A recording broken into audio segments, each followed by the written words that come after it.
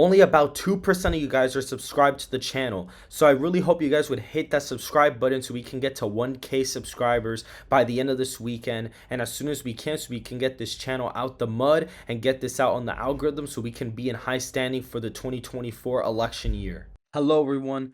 Welcome back to On Point Politics. And today I'm going to be going over the house prediction that I have for 2024.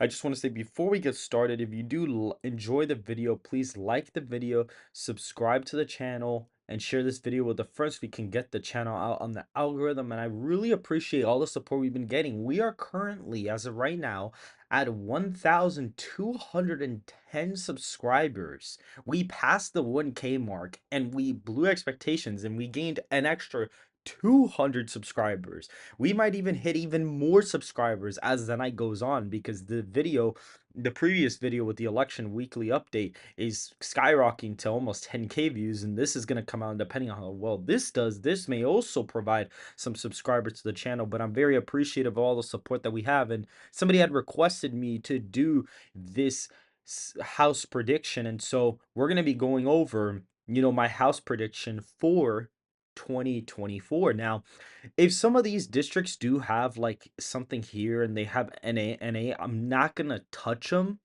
just because I don't want to, talk about something that may be a little bit too complicated or something that I haven't really looked at too much yet. And so I'm kind of going to leave those alone. But the first one is going to be the Alaska at-large district. Mary Patola is a very popular, House representative there. I do believe that even though Trump is probably going to win the district, quote unquote, by about 8 or 7 percentage points, and that's going to significantly hurt her, I think she will vastly outperform Joe Biden. And as of right now, I do think it would stay with her. I do think she would only win by like a point or two, but I think it does stay with her.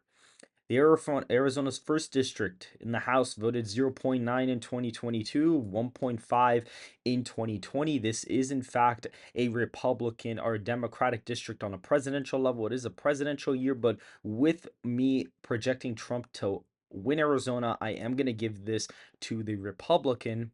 Same thing for Arizona 6th. I definitely am going to give this to the Republican here as well. You can see Biden barely won this district in 2020, which he will probably lose it in 2024 if Trump wins the state. And you can see the House margin was over 8 percentage points. So I am going to put in the Republican column. If you look at California, I think some of these, representatives are slotted to go down. I think he will go down, 10%. District he in 2020 barely voted for him in 2022. It is a presidential year, so Biden's going to be able to help out the Democrats nationally in the House. So I do think that that Republican will go down by a couple of points.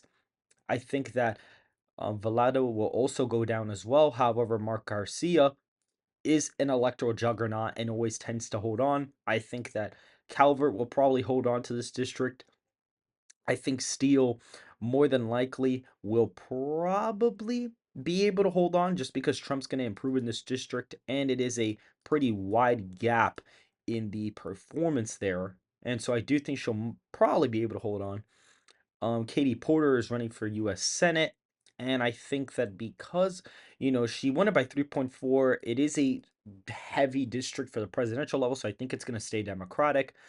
This Lauren Boebert switching to run in the Colorado 4 primary, so I guess it's gonna come up here at some point, but theoretically, I do think she would hold on regardless because of the fact that Trump won the district by about 6 points in 2020, and she basically performed in line with him, but barely kind of was probably gonna run a couple of points behind him.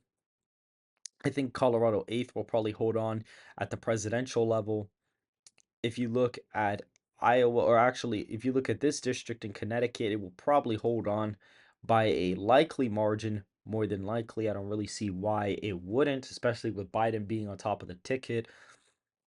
If you look at Iowa's third district, I do think this is going to be a lean hold for the Republicans. Even I think Trump will probably improve in that district more than likely. If you look at Illinois 17, the Democrat will probably do decent there.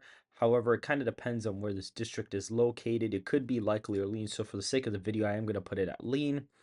You look at Indiana's first, it is a 8 plus Biden district, but I think Trump will massively perform, but I still think that the Democrat will probably hold on here. Jared Golden, you can see he won by 6.1, but it is a Trump district and he will probably improve. So I feel like he might go down in 2024 because it is Maine's second district and Trump will probably win it by about 10 percentage points. So I do feel like he will probably go down in a presidential year.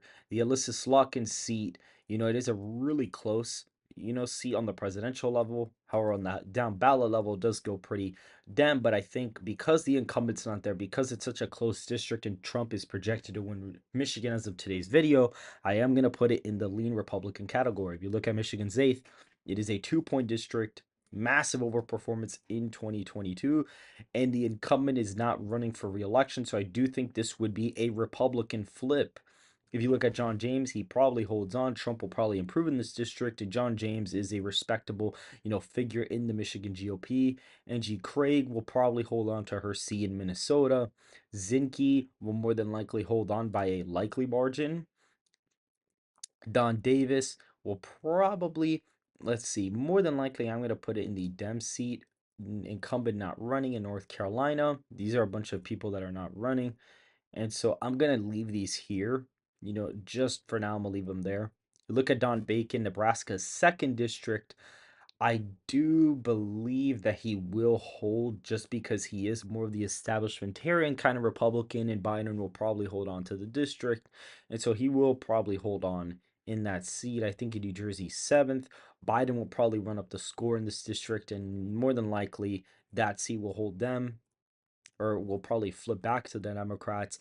You look at Gabriel Vasquez, more than likely, this is going to be a Dem hold. If you look at Susie Lee, this is probably going to be a Dem hold as well in Nevada, depending on how the district goes, but it'll probably hold. This was what was it called? George Santos's seat, which I think will just go Democratic, just because he's not the incumbent. The district's been tainted with a lot of political drama, and even with Trump on the ballot, I still think it's going to be a massive underperformance, and I think he won't be able to hold on. Anthony Despacito probably does go down because it is such a big discrepancy. However, I think Michael Lawler will probably hold on in the district. I think that in this one, I actually do think that it could probably flip Republican because Trump will probably improve in the state of New York. It was a close victory, so more than likely, Pat Ryan will probably go down. If you look at Mark Molinaro, I believe the name is, this will probably be a Republican hold.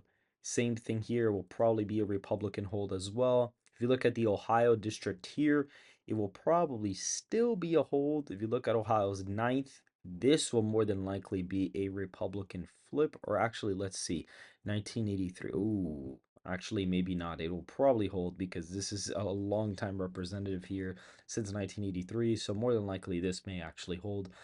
This district is going to be the one that probably flips because it is a close Biden district. Trump will probably win it in 2024.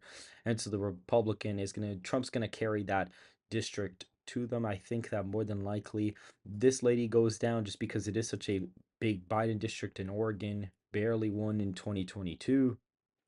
Susan Wild. It is a really close Dem district on the presidential level and a really close district in the House level itself. So I think it does flip Republican. I think more than likely Matt Cartwright will also go down as well. Trump will probably improve in the state of Pennsylvania. So this will affect the margin there. Look at Pennsylvania 17th. This will probably be a Democratic hold, excuse me. Jen Kiggins will probably hold on. Trump will probably improve in the district in Virginia. If you look at, oh yeah, and this is a retirement as well. For the sake of the video, I am going to put as a likely hold or possibly actually lean. I'll probably put in the lean category. And then Washington's third. It will probably flip back to the Republicans just because, it's a Democratic district that barely went blue.